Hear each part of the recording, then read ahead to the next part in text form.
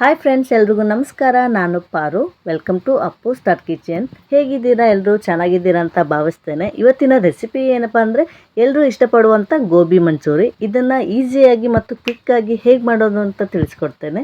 ಅದಕ್ಕೂ ಮುಂಚೆ ನನ್ನ ಚಾನಲನ್ನು ಹೊಸದಾಗಿ ನೋಡುತ್ತಿರುವವರು ದಯವಿಟ್ಟು ಸಬ್ಸ್ಕ್ರೈಬ್ ಮಾಡ್ಕೊಳ್ಳಿ. ಹಾಗೆ ಪಕ್ಕದಲ್ಲಿರುವಂಥ ಬೆಲ್ಲೈಕನ್ ಪ್ರೆಸ್ ಮಾಡಿ. ಹೀಗೆ ಮಾಡೋದ್ರಿಂದ ನಾನು ಅಪ್ಲೋಡ್ ಮಾಡುವಂಥ ವೀಡಿಯೋಸ್ನ ನೀವು ನೋಡ್ಬೋದು. ಮಾಡೋದಕ್ಕೆ ಬೇಕಾಗುವಂಥ ಇಂಗ್ರೀಡಿಯೆಂಟ್ಸ್ನ ನೋಡ್ಕೊಂಬರೋಣ. ಅರ್ಧ ಕೆಜಿ ಎಲೆಕೋಸನ್ನು ಚಿಕ್ಕ ಚಿಕ್ಕದಾಗಿ ಕಟ್ ಮಾಡಿ ಇಟ್ಕೊಂಡಿದ್ದೀನಿ.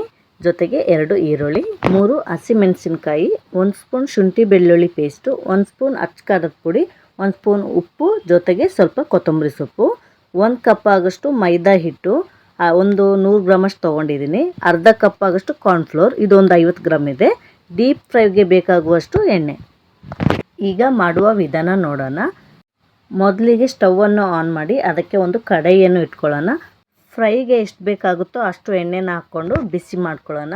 ಎಣ್ಣೆ ಬಿಸಿ ಆಗೋಷ್ಟರಲ್ಲಿ ನಾವು ಈಗ ಗೋಬಿ ಮಿಶ್ರಣವನ್ನು ರೆಡಿ ಮಾಡ್ಕೊಳ್ಳೋಣ. ಕಟ್ ಮಾಡ್ಕೊಂಡಿರುವಂಥ ಎಲೆಕೋಸನ್ನು ಒಂದು ದೊಡ್ಡದಾಗಿರುವಂಥ ಪಾತ್ರೆಗೆ ಹಾಕ್ಕೊಳ್ಳೋಣ. ಜೊತೆಗೆ ಮೈದಾ ಹಿಟ್ಟು ಮತ್ತು ಕಾರ್ನ್ಫ್ಲೋರ್ ಹಾಗೆ ಖಾರದ ಪುಡಿ ಮತ್ತು ಉಪ್ಪನ್ನು ಹಾಕ್ಕೊಂಡು, ನಿಮಗೆ ಬೇಕಾದರೆ ಸ್ವಲ್ಪ ಶುಂಠಿ ಬೆಳ್ಳುಳ್ಳಿ ಪೇಸ್ಟ್ ಕೂಡ ಹಾಕ್ಕೊಳ್ಬೋದು.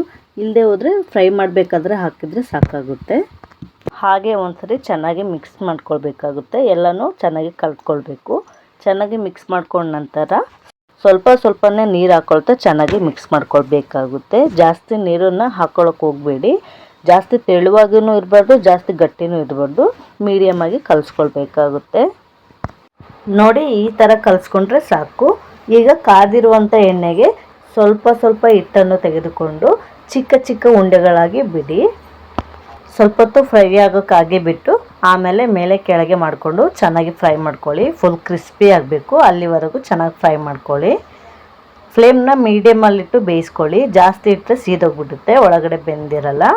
ಅದಕ್ಕಾಗಿ ಮೀಡಿಯಮಲ್ಲಿಟ್ಟು ಚೆನ್ನಾಗಿ ಫ್ರೈ ಮಾಡ್ಕೊಳ್ಳಿ. ಎಷ್ಟು ಫ್ರೈ ಆಗುತ್ತೆ ಅಷ್ಟೇ ಚೆನ್ನಾಗಿ ಬರುತ್ತೆ ಗೋಬಿನೂ ಕೂಡ. ನೋಡಿ ಎಷ್ಟು ಚೆನ್ನಾಗಿ ಫ್ರೈ ಆಗಿದೆ ಅಂತ. ಕಲರ್ ಕೂಡ ಅಷ್ಟೇ ಚೆನ್ನಾಗಿ ಬಂದಿದೆ. ಇಷ್ಟು ಫ್ರೈ ಆದರೆ ಸಾಕು. ಈಗ ಒಂದು ಪಾತ್ರೆಗೆ ತೆಗೆದುಕೊಳ್ಳೋಣ. ಮಿಕ್ಕಿರುವಂಥ ಎಲ್ಲ ಹಿಟ್ಟನ್ನು ಸೇಮ್ ಇದೇ ಪ್ರೊಸೀಜರಲ್ಲಿ ಫ್ರೈ ಮಾಡ್ಕೊಳ್ಬೇಕಾಗುತ್ತೆ. ನೋಡಿ, ಈಗ ಎಲ್ಲ ಡ್ರೈ ಗೋಬಿ ರೆಡಿಯಾಗಿದೆ. ನೋಡಿ ಎಷ್ಟು ಚೆನ್ನಾಗಿ ಬಂದಿದೆ ಅಂತ ನೀವೇ ನೋಡ್ಬೋದು. ಕಲರ್ ಕೂಡ ಅಷ್ಟೇ ಚೆನ್ನಾಗಿದೆ. ಯಾವುದೇ ಫುಡ್ ಕಲರ್ ಆ್ಯಡ್ ಮಾಡದೇ ಇದ್ದರೂ ಕೂಡ ಕಲರ್ ರೆಡ್ ಆಗಿಯೇ ಇದೆ. ನೀವೇ ನೋಡ್ಬೋದು ಎಷ್ಟು ಚೆನ್ನಾಗಿ ಬಂದಿದೆ ಅಂತ. ಈಗ ಮಸಾಲೆನ ರೆಡಿ ಮಾಡ್ಕೊಳ್ಳೋಣ. ಒಂದು ಬೌಲನ್ನು ತೆಗೆದುಕೊಂಡು ಅದಕ್ಕೆ 2 ಸ್ಪೂನ್ ಆಗೋಷ್ಟು ಕಾರ್ನ್ಫ್ಲೋರನ್ನು ಹಾಕ್ಕೊಳ್ಬೇಕಾಗುತ್ತೆ.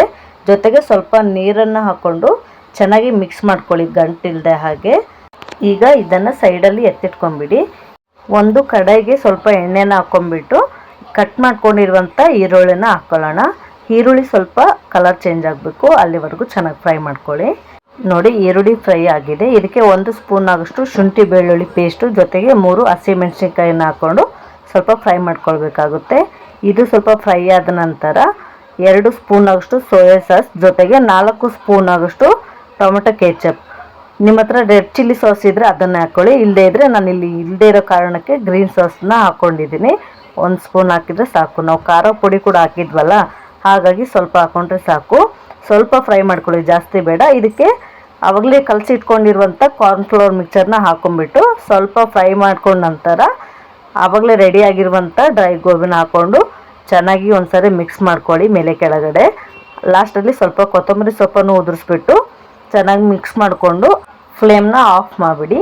ಈಗ ಒಂದು ಬೌಲ್ಗೆ ಹಾಕ್ಕೊಂಡು ಸರ್ವ್ ಮಾಡ್ಕೊಳ್ಬೋದು. ಬಿಸಿ ಬಿಸಿಯಾದ ಗೋಬಿ ಮಂಚೂರಿ ರೆಡಿಯಾಗಿದೆ. ಮನೆಯಲ್ಲೇ ಸುಲಭವಾಗಿ ಮಾಡ್ಬೋದು. ಯಾವುದೇ ರೀತಿ ಫುಡ್ ಕಲರ್ ಆಗಿರ್ಬೋದು ಏನೋ ಯೂಸ್ ಮಾಡದೇ ಇರೋದ್ರಿಂದ ಆರೋಗ್ಯವಾಗಿ ಮನೆಯಲ್ಲೇ ಸುಲಭವಾಗಿ ಮಾಡ್ಕೊಳ್ಬೋದು. ಹೊರಗಡೆ ತರೋದಕ್ಕಿಂತಲೂ ಈ ಥರ ಮನೆಯಲ್ಲೇ ಮಾಡಿಕೊಂಡು ಖುಷಿಯಾಗಿ ತಿನ್ಬೋದು. ಈಗ ನನ್ನ ಮಕ್ಕಳಿಗೆ ಟೇಸ್ಟ್ ಮಾಡೋಕ್ಕೆ ಕೊಡ್ತಾ ಇದ್ದೀನಿ. ಅವ್ರಿಗೆ ಕೇಳೋಣ ಬನ್ನಿ ಹೇಗಿದೆ ಅಂತ. ಹೇಗಿದೆ? ಚೆನ್ನಾಗಿದೆ, ಸೂಪರ್ ಆಗಿದೆ.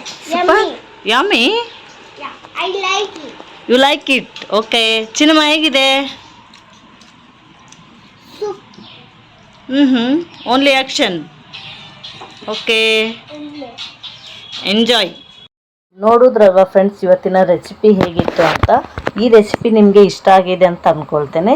ಇಷ್ಟ ಆಗಿದ್ದರೆ ಪ್ಲೀಸ್ ಲೈಕ್ ಮಾಡಿ, ಹಾಗೆ ಫ್ಯಾಮಿಲಿ ಫ್ರೆಂಡ್ಸ್ ಜೊತೆ ಶೇರ್ ಮಾಡಿ. ಈ ರೆಸಿಪಿನ ನೀವು ಕೂಡ ನಿಮ್ಮ ಮನೇಲಿ ಟ್ರೈ ಮಾಡಿ ಹೇಗೆ ಬಂತು ಅಂತ ಕಮೆಂಟಲ್ಲಿ ತಿಳಿಸಿ.